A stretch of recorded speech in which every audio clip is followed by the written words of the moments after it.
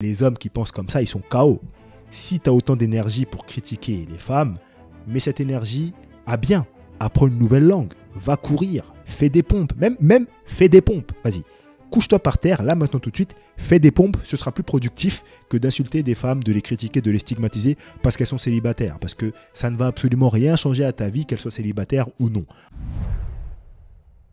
Être une femme célibataire, surtout après la trentaine, ça ne doit pas forcément être simple à vivre tous les jours. Si on regarde bien, objectivement, il y a quand même pas mal de pression sociale sur ces femmes-là, de jugement et de stigmatisation.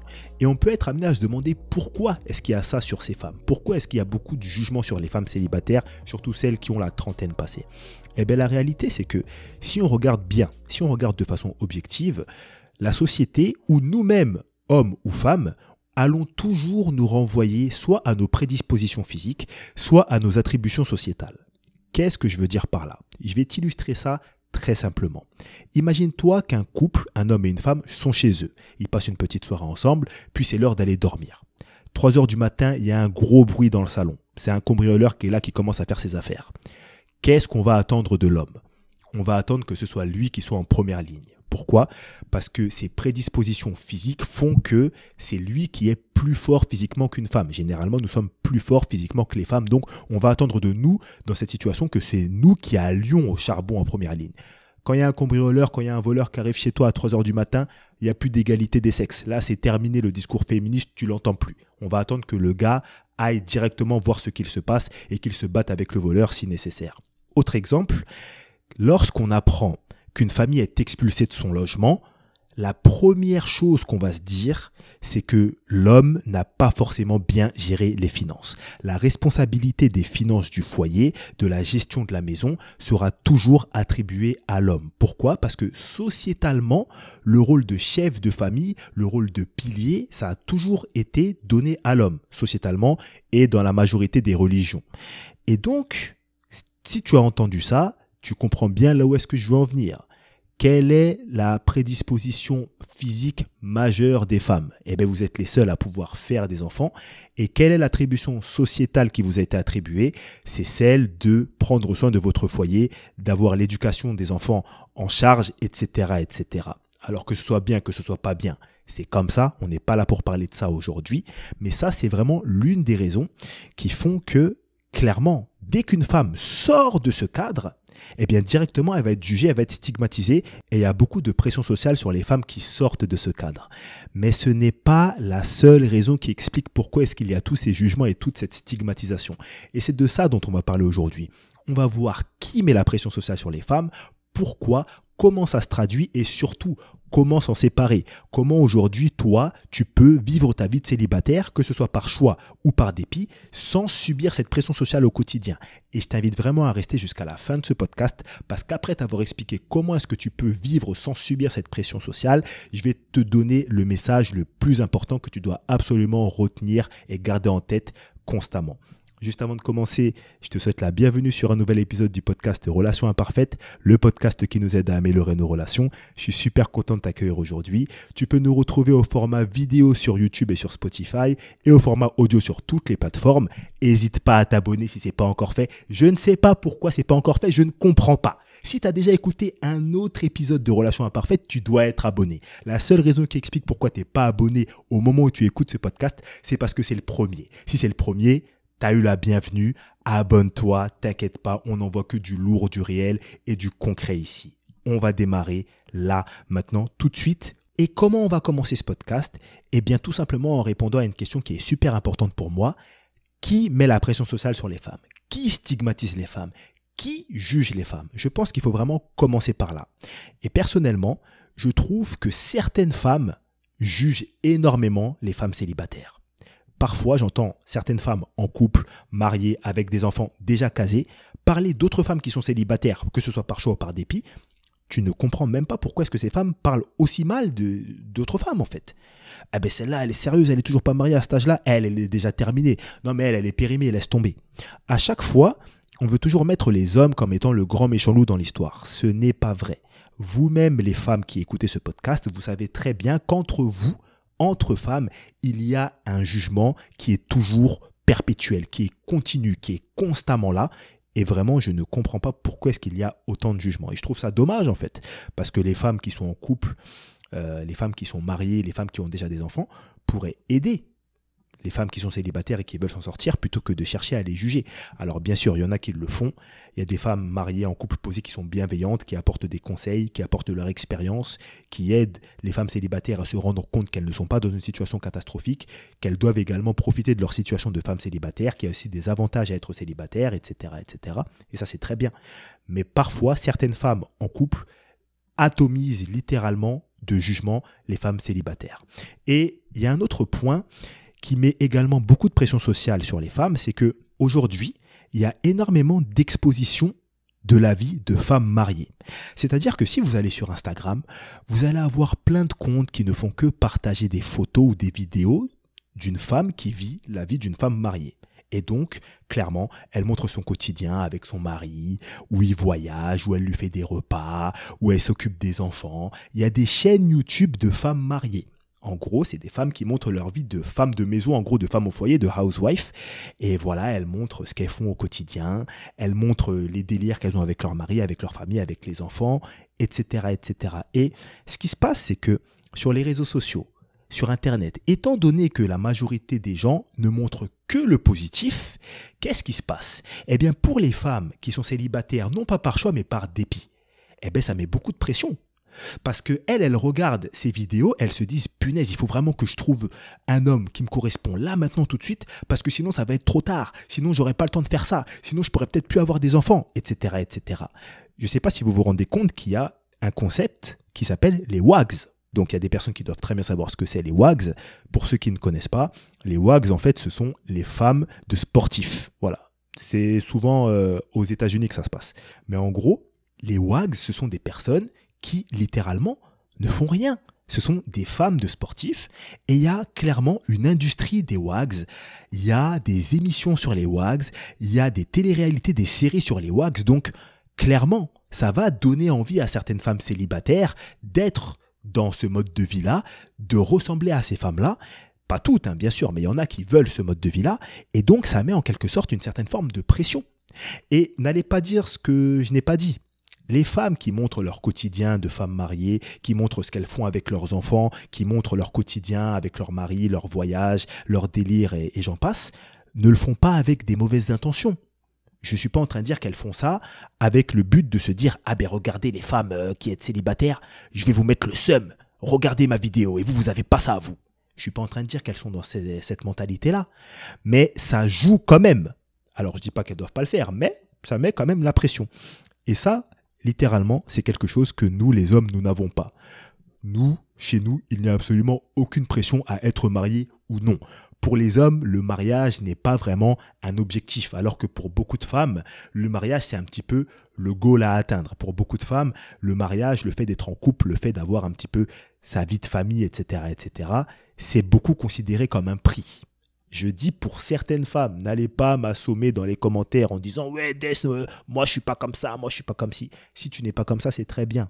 Mais il y en a certaines, on sait très bien que c'est comme ça que ça se passe pour elles.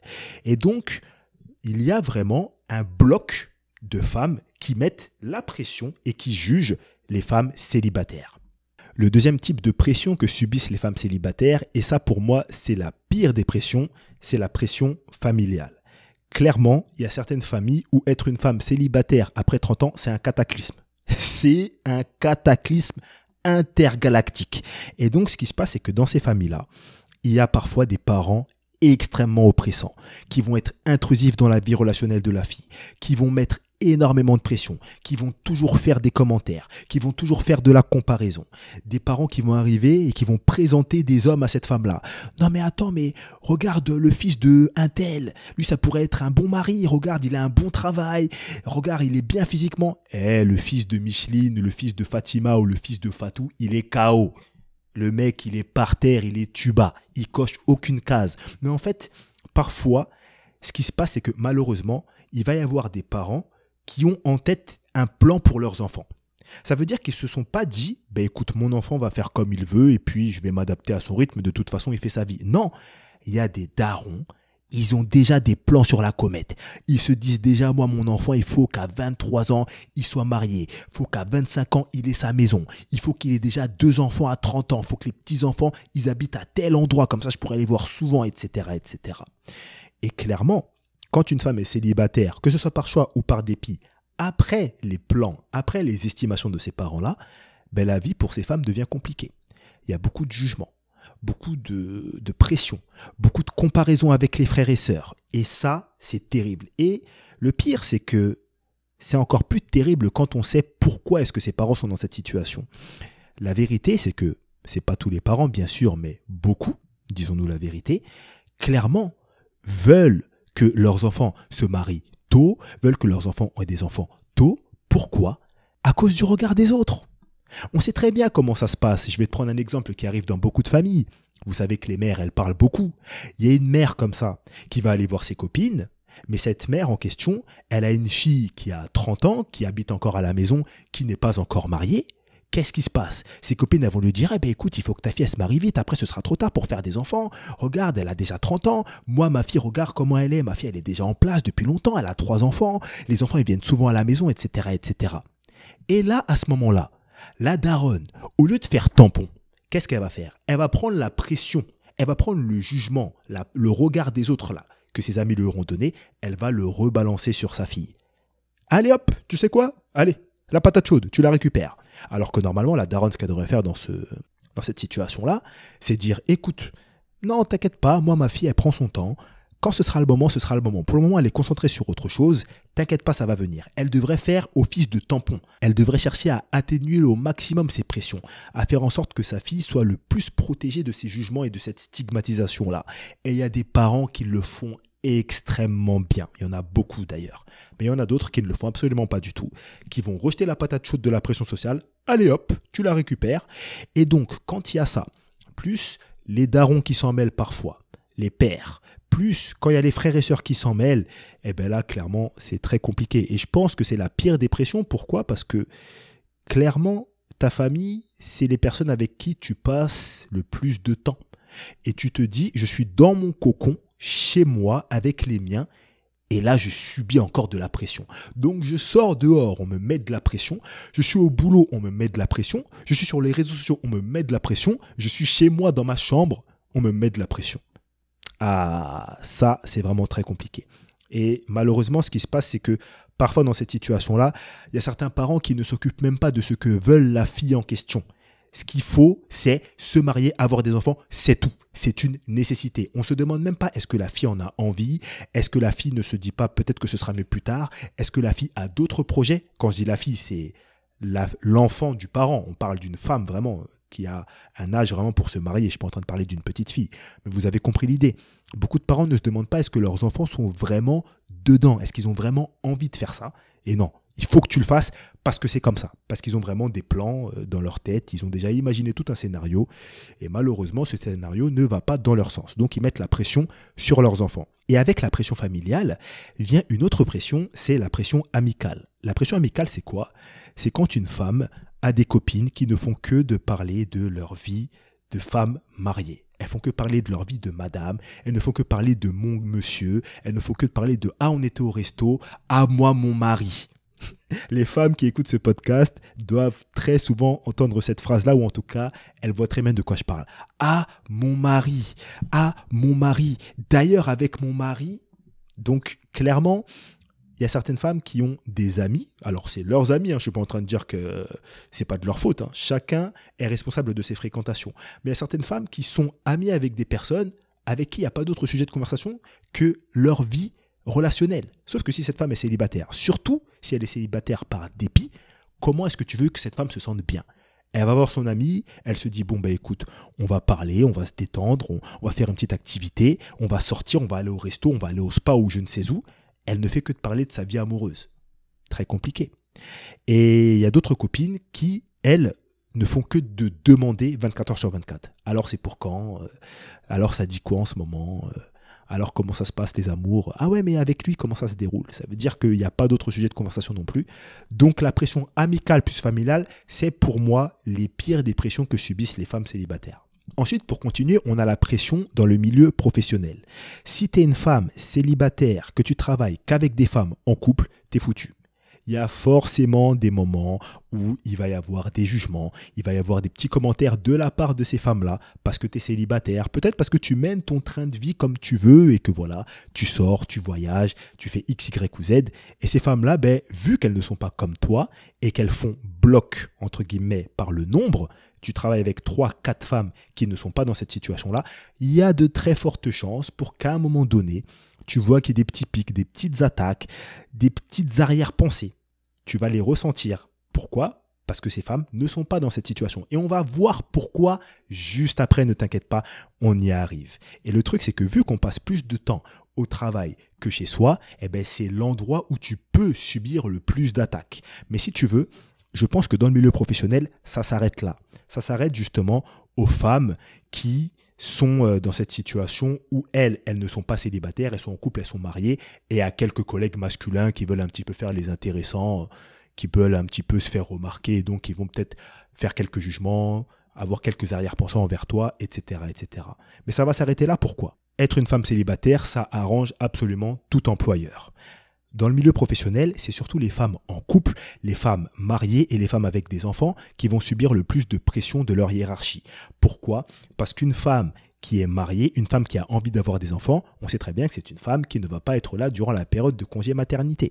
Et si elle n'est pas là durant la période de congé maternité, ça veut dire qu'elle a potentiellement également l'envie et la possibilité de faire un congé parental.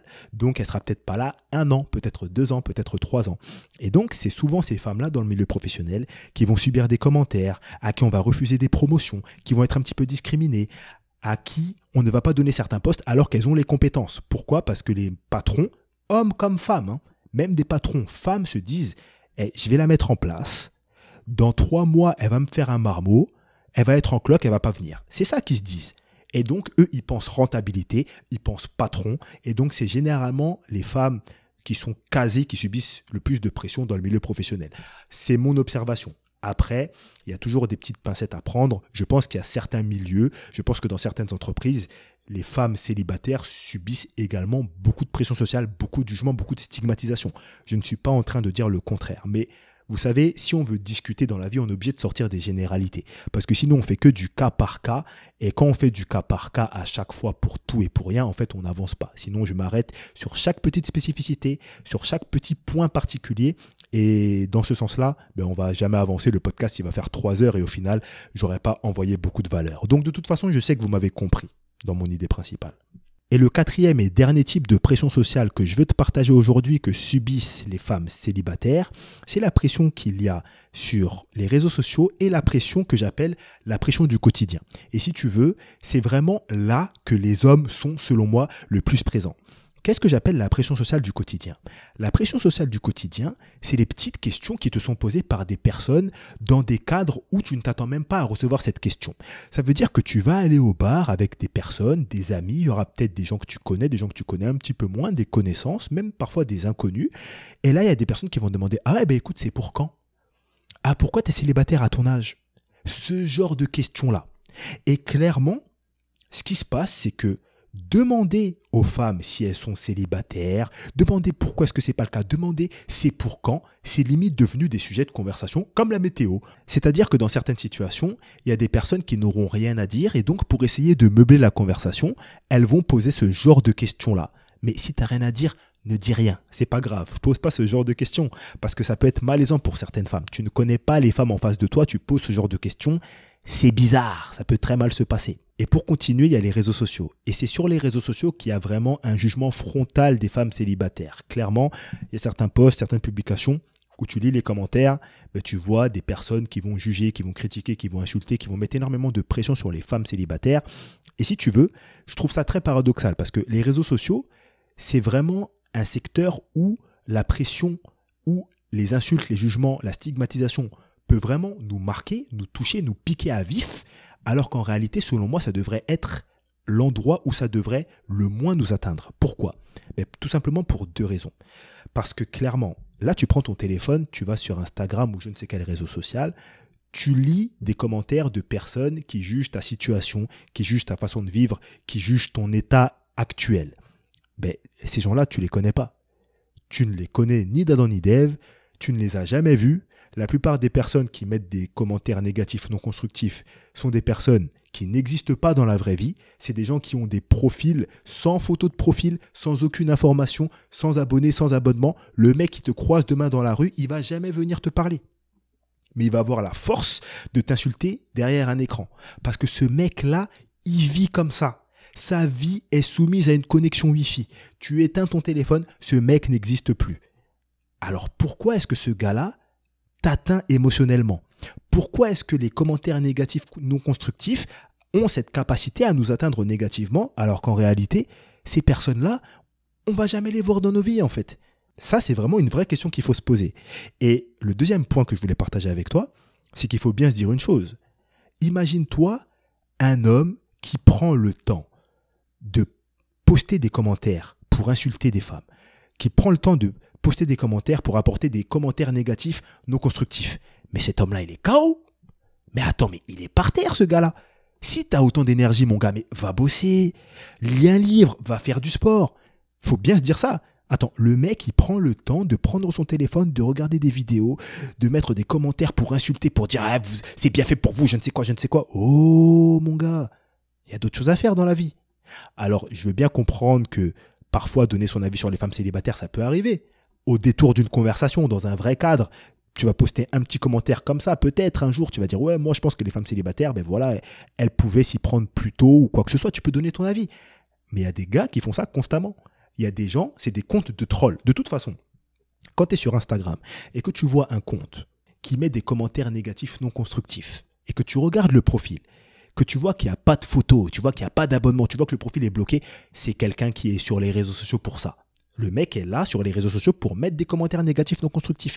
Imagine sa vie de merde.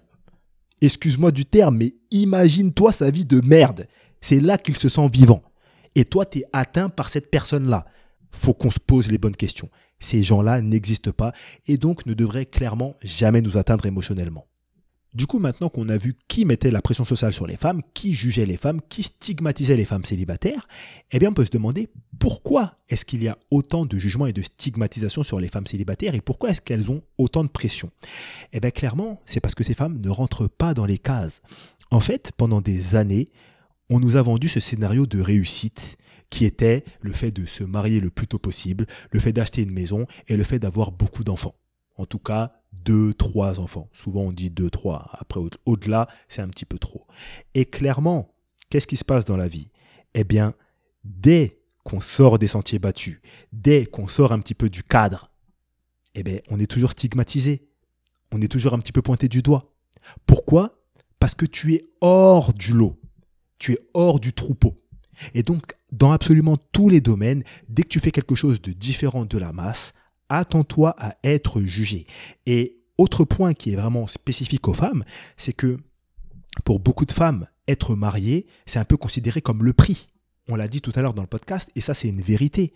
On voit beaucoup de femmes qui, sur les réseaux sociaux, montrent un petit peu la photo de la bague de fiançailles quand le mec a fait la demande en mariage. Vous n'allez jamais voir un homme qui va montrer sa bague de mariage ou quoi que ce soit. C'est extrêmement rare.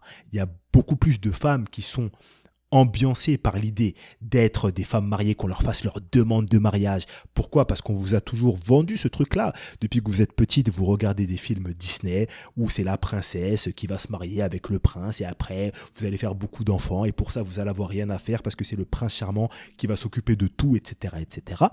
Et le cinéma, tout ça, tout notre environnement a une atteinte sur nous, tout ça nous influence et donc toi aujourd'hui qui es une femme célibataire, que ce soit par choix ou par dépit, tu n'es pas dans ce troupeau-là, c'est sûr et certain que tu vas être jugé. Mais ce n'est pas la seule raison. L'une des raisons qui fait que beaucoup de femmes célibataires, et ça c'est surtout les femmes célibataires par choix, sont jugées, sont stigmatisées et subissent beaucoup de pression sociale, c'est la jalousie. Vous savez, moi je pense quelque chose. Je pense que derrière chaque critique négative non constructive, il y a une part de jalousie, il y a une part d'envie.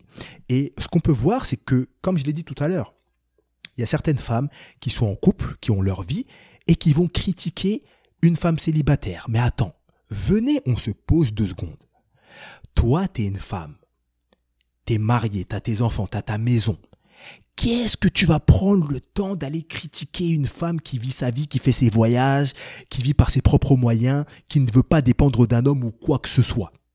Pourquoi est-ce que tu vas aller faire ça? Pourquoi est-ce que certaines femmes vont faire ça? Eh bien pourquoi? Tout simplement parce qu'il y a certaines femmes qui envient cette vie. Il y a certaines femmes qui sont en couple, qui sont mariées, qui ont leur vie de famille, mais qui aimeraient bien pouvoir revivre un petit instant sans contrainte, sans enfant, sans mari, pouvoir se faire un petit voyage comme ça, en claquant des doigts. Et donc, toi, tu es une femme célibataire qui vit par ses propres moyens, tu n'as pas de contraintes familiales, tu n'as pas de contraintes par rapport à une maison que tu as achetée, tu n'as pas d'enfant, tu n'as pas de mari, tu vis un petit peu comme tu veux, en tout cas à ce niveau-là, et elle te voit faire tes voyages, elle te voit mener cette vie, elle te voit aller à gauche, à droite, et forcément, elle a un petit peu envie.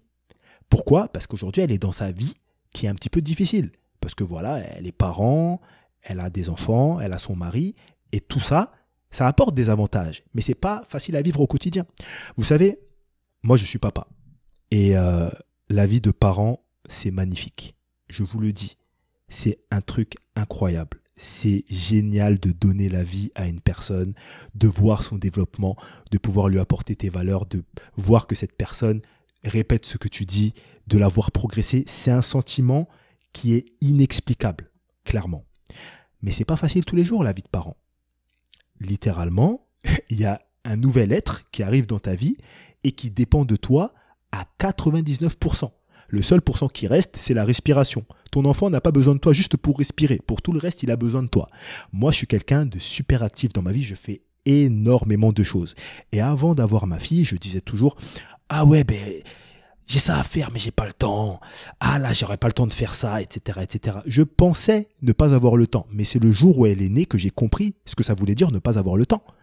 Là, tu te retrouves avec une personne qui peut te faire cesser toute activité à n'importe quel moment. Et donc, c'est un truc magnifique, mais c'est aussi compliqué. Et vous savez, quand on dit ça en tant que parent, il y a certaines personnes qui nous disent « Ouais, dans ce cas-là, il fallait pas faire des enfants. Ouais, assumez-les, etc., etc. » Mais c'est pas ça l'idée que je veux partager. Même les personnes célibataires par choix le disent honnêtement.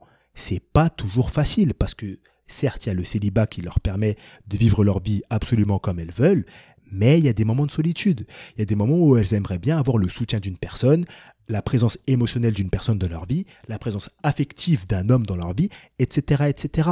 Donc, chaque situation t'apporte son lot d'avantages et son lot d'inconvénients. Mais quand on est responsable et quand on est mature, on assume ses choix.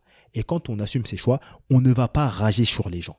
On ne va pas dire « Ah ouais, regarde, celle-là, elle est toujours pas mariée. Franchement, laisse tomber à son âge, etc., etc. » Non, on assume ses choix. On assume même si on a fait des erreurs. On ne critique pas les gens. Clairement, ça, c'est vraiment le signe d'une personne qui vit mal, en fait, sa vie, littéralement.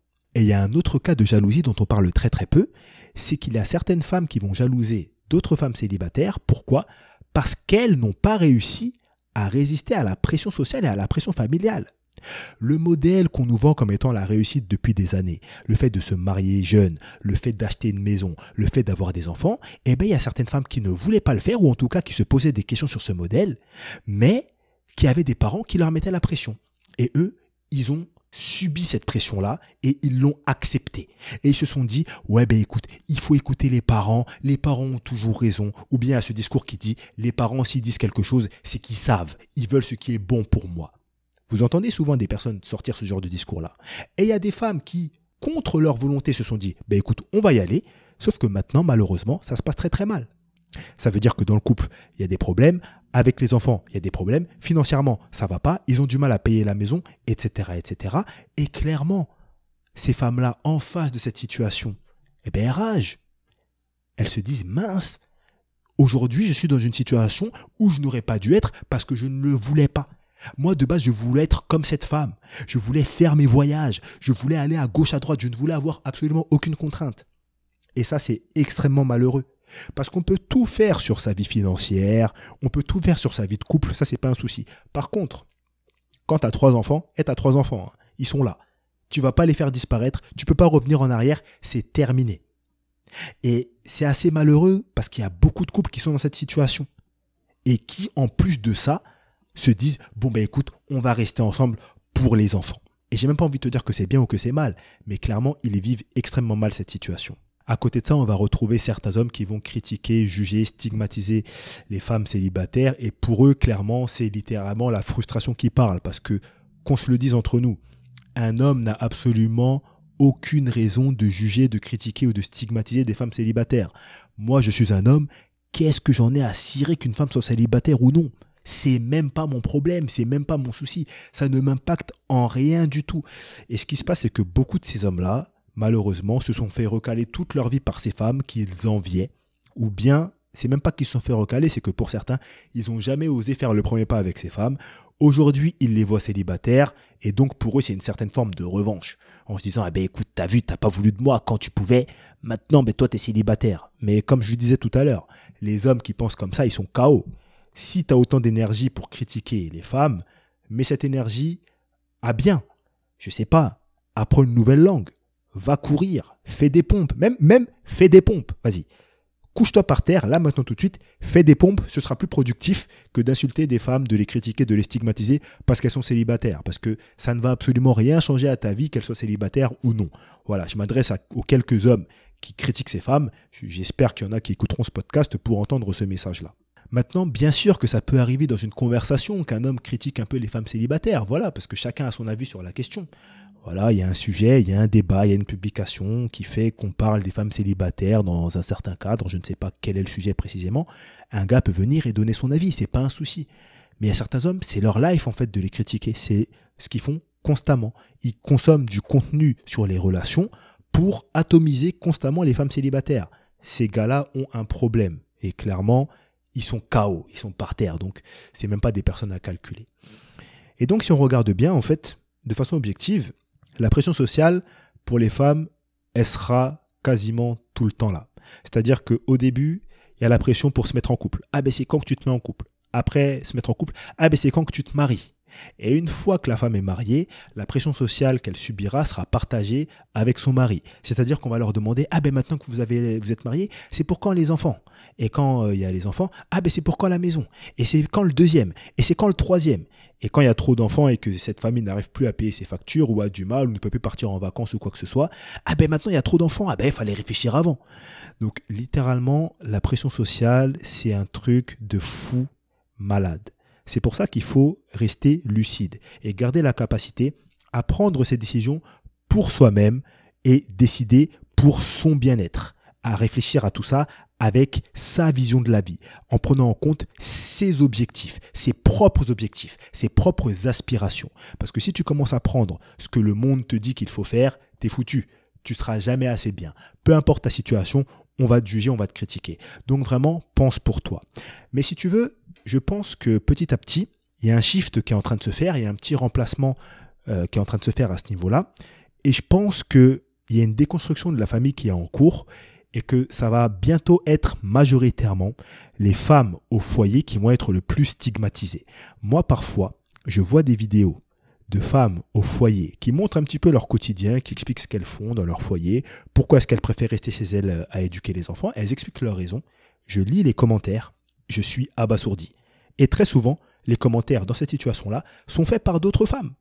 Mais tu sais quoi, on ne va pas parler de ça dans le podcast d'aujourd'hui, on en parlera dans un autre podcast. Aujourd'hui, c'est que pour les femmes célibataires.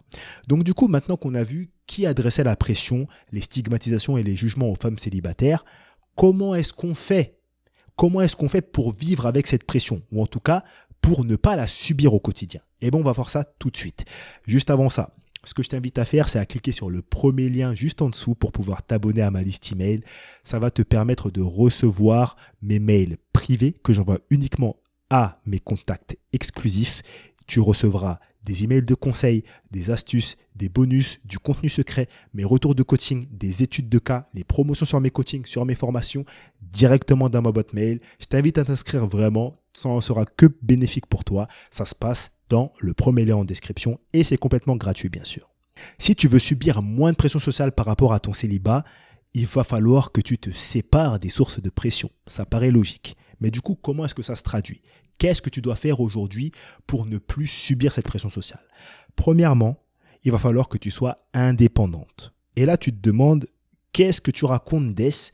Là, je subis de la pression sociale, je suis stigmatisé, on me juge parce que je suis célibataire, on me dit qu'à cet âge-là, je devrais déjà être marié, je devrais déjà avoir des enfants. Tu me parles d'être indépendante, quel est le rapport? Ne t'inquiète pas, je t'explique.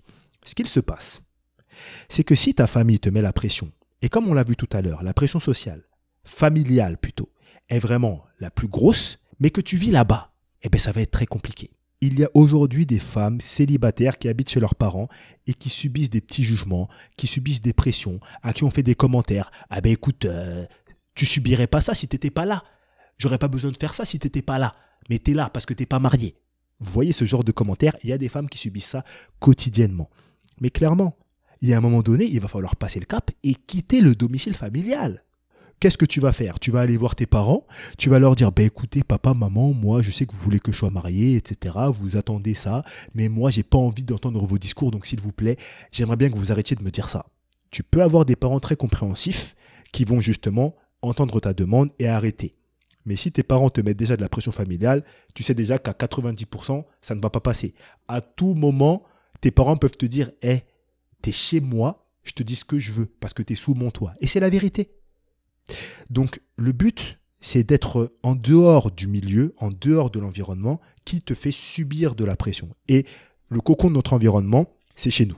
Donc, le but, c'est de partir de chez soi. Et je sais que c'est très compliqué pour certaines femmes parce qu'il y a des familles où c'est extrêmement mal vu qu'une fille quitte le domicile familial sans être mariée. À un moment donné, il faut savoir ce que tu veux. Est-ce que tu vas continuer à subir cette pression au quotidien parce que c'est, entre guillemets, mal vu? Ou bien est-ce que tu prends la responsabilité de te dire, écoute, tu sais quoi, puisqu'il y a cette pression sociale, je me casse de chez moi, je prends mon appartement et au moins je serai tranquille. Parce que littéralement, le fait d'être chez toi, le fait de ne plus rentrer chez tes parents qui te mettent cette pression-là, le fait de ne plus entendre ces discours quotidiennement, le fait de ne plus croiser tes parents quand justement tu es un petit peu déçu parce qu'un homme te l'a mise à l'envers, parce que tu attendais des choses d'un homme qui n'a pas respecté, parce que tu te rends compte de ta situation, parce que tu repenses justement au fait que tu pourrais déjà être marié à cet âge-là, ça va te faire un bien incroyable. Tu vas rentrer chez toi, tu seras chez toi. Certes, tes parents ne seront pas contents, mais ils seront pas contents chez eux. Toi, tu seras chez toi dans ton appart, peinard. Donc, le but, c'est vraiment d'être indépendante et de ne pas habiter dans l'environnement, dans le lieu où tu subis cette pression. Ensuite, numéro 2, il faut te créer un environnement anti-pression, anti-jugement. Et pour ça, qu'est-ce que tu fais? Numéro 1, il faut revoir tes fréquentations. Comme on l'a dit tout à l'heure, si tous tes amis, toutes tes copines ne te font que de te parler de leur relation, ne font que de te poser des questions, à te dire mais c'est pour quand? Alors ça dit quoi les loves? Alors comment ça se passe? Ah mais moi mon mari il m'a dit ça. Ah moi mon mari il m'a offert telle montre. Ah avec mon mari on est parti manger dans tel resto. Et que toi ça te met mal, tu peux dire à tes amis, écoutez, moi, j'ai pas envie d'entendre ces histoires-là. Et si tu as des vrais amis, ils comprendront. Si tu as des vrais amis et que tu leur expliques ta situation, que tu leur expliques que ça te met dans un mauvais état, que ça te met mal à l'aise de toujours discuter de relations, de toujours entendre leur vie relationnelle, ils vont comprendre. Mais attention, parce que très souvent, on pense avoir des vrais amis et il se peut que ce soit cette situation, que ce soit ce déclencheur, le fait de dire à tes amis « écoutez, j'ai pas envie de parler de ça, j'ai pas envie d'entendre ça, j'ai envie vraiment d'avoir un environnement où on parle pas de relations pour pouvoir me concentrer sur moi, ou pour pouvoir faire ce que j'ai envie de faire, ou pour pouvoir être plus à l'aise », ça se trouve, c'est ça qui va faire en sorte que votre relation va péter. Et sachez une chose, dans les groupes d'amis, il y a toujours des hypocrites. Ça veut dire que sur 10 personnes, il y a forcément des gens qui parlent les uns sur les autres. Et donc, il se peut qu'en face de toi, tes amis, tes copines te disent « Ah écoute, t'inquiète pas, il n'y a pas de souci, on va plus t'en parler. » Et puis celle-là à qui t'as dit ça, là, elle va partir, elle va aller voir une autre, et elle va dire « mais t'as vu ce qu'elle a dit Sonia, t'as vu ce qu'elle a dit Fatou, t'as vu ce qu'elle a dit Justine maintenant, faut plus lui parler de ça. » Mais écoute, c'est quoi, on va plus rien lui dire, celle-là, on va plus l'appeler. Et voilà, c'est comme ça que parfois, certaines amitiés sont détruites. Après bon, si t'arrives à ce point-là, c'est que c'était pas vraiment des amitiés. Mais bref, il faut vraiment revoir ces fréquentations. Les fréquentations qui te mettent mal à l'aise doivent être supprimées. Ou en tout cas, les sujets de conversation qui te mettent mal à l'aise doivent être supprimés. Moi, je ne suis pas partisan du « il faut se séparer de tout le monde ». Je ne dis pas ça. Je dis juste qu'on peut supprimer certains sujets de conversation. On n'est pas obligé de parler de tout avec tout le monde. Ce truc-là est complètement faux. Ok ? Ensuite, numéro 2, il faut revoir tes consommations. Quel type de contenu est-ce que tu regardes ? Quelle musique est-ce que tu écoutes? Quel film est-ce que tu regardes? Si ces trucs-là que tu regardes te mettent mal, te mettent la pression, te font te sentir dans un état où tu es en retard ou quoi que ce soit, pourquoi est-ce que tu consommes ça? Ça, c'est l'une des choses que beaucoup de femmes font sans se rendre compte. C'est-à-dire qu'elles ne font que regarder des séries à l'eau de rose, des séries où ça parle de relations, des séries où les personnes vivent heureux en couple, etc., etc. Et pour les femmes qui sont célibataires par dépit, non par choix, eh ben c'est très compliqué à vivre en fait. Donc du coup, la solution par rapport à ça, c'est de changer un petit peu ce que tu consommes, clairement. Et ensuite, si c'est nécessaire, sépare-toi un petit peu des réseaux sociaux. Parce que ça, c'est clairement le fléau. Aujourd'hui, ce qui se passe littéralement, c'est qu'il y a des personnes qui sont addictes aux réseaux sociaux, alors que les réseaux sociaux leur font du mal. À chaque fois que ces personnes vont sur les réseaux sociaux, elles voient des choses qui les mettent mal à l'aise. Elles voient des choses qui suscitent en elles de la jalousie, de l'envie, qui les mettent mal à l'aise. Mais en fait, on a tellement pris l'habitude d'aller sur les réseaux sociaux, c'est tellement rentré dans notre quotidien qu'on y va et qu'on les consulte sans s'en rendre compte. Donc clairement, supprime tous les comptes, tous les profils que tu suis qui te mettent la pression. Et tu peux même supprimer des profils d'amis sur les réseaux sociaux. C'est pas parce que tu n'es plus ami avec une personne sur les réseaux sociaux que tu n'es plus ami avec cette personne dans la vraie vie. Tu sais, pour le petit exemple, moi, il y a des personnes que je ne suis plus sur les réseaux sociaux alors que je m'entends extrêmement bien avec ces personnes dans le monde réel. Pourquoi ? Parce que ces personnes ne partagent que du contenu sur l'actualité.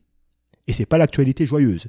C'est les guerres à gauche, c'est les complots à droite, c'est confinement, c'est ceci, un tel a volé de l'argent à tel pays. Je ne veux pas voir ça. Je ne veux pas voir ce genre de contenu. Si j'ai envie d'avoir des informations, je vais sur BFM TV et je me lobotomise le cerveau avec de la négativité. Voilà ce que je fais. Mais j'ai pas envie de voir ça quand je suis sur les réseaux sociaux. Donc ces personnes-là, je ne les suis plus. Et c'est comme ça. C'est rien, c'est pas un truc de fou. On passe beaucoup trop de temps sur les réseaux sociaux, malheureusement. Et ce qui se passe, c'est qu'il y a certaines femmes qui sont célibataires par dépit ou parfois même par choix, qui vont voir du contenu qui dépeint leur situation comme si c'était un gros problème. Et donc, limite, ces femmes-là vont être amenées par la suite à se poser des questions, alors que de base, elles se sentaient bien. Tu comprends ce que je veux dire ? Au final, elles commencent à douter, à se dire « Non mais attends, mais peut-être que je devrais me mettre en recherche, peut-être qu'il faudrait que je m'active », alors que juste avant d'avoir consulté les contenus, elles se sentaient bien. Donc, moins de consommation sur les réseaux sociaux, moins de consultation de profils qui te mettent mal à l'aise, même une suppression de ces profils-là, un revirement un petit peu de tes consommations, si tes consommations en film, en livre, en musique ou quoi que ce soit te mettent mal à l'aise, discute uniquement avec certaines personnes de ces sujets-là, des sujets amoureux, et pas avec tout le monde, et là, clairement, ça va te faire énormément de bien. Ensuite, il y a un point qui est vraiment très important que je voulais partager avec toi, c'est que si tu es célibataire par dépit, et que tu veux trouver une personne au final, eh bien, il faut se mettre en action. Il ne faut pas attendre. Et par rapport à ça, je t'invite vraiment à écouter le podcast numéro 1 où je parle de l'épidémie de femmes célibataires qu'il y a en ce moment. Mais la réalité, c'est que si aujourd'hui, tu subis de la pression sociale par rapport au célibat, mais que le célibat te fait chier, trouve quelqu'un. Et on ne trouve pas quelqu'un en restant chez soi. On trouve quelqu'un en sortant, on trouve quelqu'un en faisant des actions concrètes, en allant sur les sites de rencontres si c'est ce que tu veux, en allant dans des endroits où sont les types de personnes que tu veux rencontrer, en étant ouverte à faire des rencontres, en étant avenante, en étant souriante, en laissant sa chance aux personnes, en n'étant pas trop fermée, en n'étant pas négative, en se disant que ça peut arriver, etc., etc. Il faut vraiment agir dans ce sens-là. Et là, je m'adresse spécifiquement aux femmes qui veulent trouver l'amour, aux femmes qui sont célibataires par dépit. Ok ? Je vais te partager le point le plus important de ce podcast, là maintenant tout de suite, mais juste avant. Si tu apprécies ce podcast, si tu apprécies ce que tu écoutes jusqu'à maintenant, ce que je t'invite à faire, c'est à me laisser une review. Peu importe sur quelle plateforme tu es. Si tu es sur Apple Podcast, mets-moi un petit commentaire, mets-moi les 5 étoiles. Si tu es sur Spotify, mets-moi les 5 étoiles. Ça me ferait extrêmement plaisir. Et si tu consultes ce podcast sur YouTube, tu peux me mettre un like et tu peux me donner ton avis en commentaire. Ça m'aiderait grandement et ça me motiverait encore plus à continuer à t'envoyer du lourd, à t'envoyer de la vraie valeur ajoutée dans tous ces épisodes-là. Il y a un truc qu'il ne faut vraiment jamais oublier, qu'il faut que tu gardes en tête constamment. Les gens parleront sur toi, peu importe ta situation. Tu peux être célibataire, tu peux avoir des enfants, tu peux être marié, tu peux être en couple, tu peux être pacsé, tu peux avoir 3 enfants, 0 enfant, ce que tu veux. Il va toujours y avoir des personnes qui vont te critiquer, qui vont dire que tu ne fais pas bien, que leur situation est meilleure, etc., etc. Ça ne s'arrêtera absolument jamais. Donc, la pression sociale, dans le fond, c'est un faux concept. Pourquoi est-ce que je dis ça? Parce qu'elle est vraiment réelle. Mais tu ne seras jamais dans une situation où tu ne subiras pas de pression. Tu auras toujours des groupes de personnes qui viendront donner leur avis, qui viendront mettre leur grain de sel sur ta vie. Ah, mais elle ferait mieux de faire ça. Ah, mais lui, franchement, dans cette situation, moi, j'aurais fait X ou Y. Donc, ne te base jamais sur ce que veulent les gens, même tes parents. Oui, tes parents veulent ton bien pour toi, de façon globale. Mais parfois, ce qui se passe, c'est que les parents pensent à eux avant, sans prendre les considérations de leurs enfants. Donc, à un moment donné, il faut savoir aussi se séparer de l'emprise de ses parents. Et pour moi, c'est vraiment sur ces points-là qu'on devient un adulte. Quand on est dans une famille où le mariage est important, quand on vient d'une culture où le mariage est un pilier, on devient vraiment un adulte quand on arrive à se mettre en opposition avec ses parents sur ce genre de questions. La majorité à 18 ans, moi personnellement, j'en ai rien à foutre. Voilà, c'est mon avis perso. Pour moi, on devient vraiment adulte quand on est capable d'arriver en face de ses parents sur des points importants et dire non, je ne veux pas faire comme ça, je vais faire d'une autre façon. Peu importe ce que tu en penses. Merci de m'avoir donné ton conseil, mais je ne le suivrai pas. C'est là pour moi qu'on devient vraiment un adulte. Donc, faites ce que vous voulez. Réfléchissez pour vous en fonction de vos besoins, de vos aspirations, des choses que vous voulez accomplir dans vos vies. Ne vous calez jamais sur ce que veulent les autres personnes pour vous. Et si tu te sens bien comme tu es, si tu es célibataire par choix, peu importe ton âge, tu as 35 ans, 37 ans et que tu vois des pressions sociales de personnes, mais en fait, tu n'en as rien à cirer. Qu'est-ce qu'on s'en fout de ce que les autres pensent? Tu te sens bien dans ta vie. Tu vis comme tu veux. Pas de problème. Félicitations. Il n'y a pas à être mal par rapport à ça. Maintenant, c'est sûr que ta situation t'amène également des inconvénients. Comme on l'a dit tout à l'heure, il n'y a absolument aucune situation qui est parfaite. Il y a toujours des avantages et des inconvénients, mais si c'est ton choix et que tu te sens bien comme ça, reste-y, il n'y a absolument aucun souci par rapport à ça.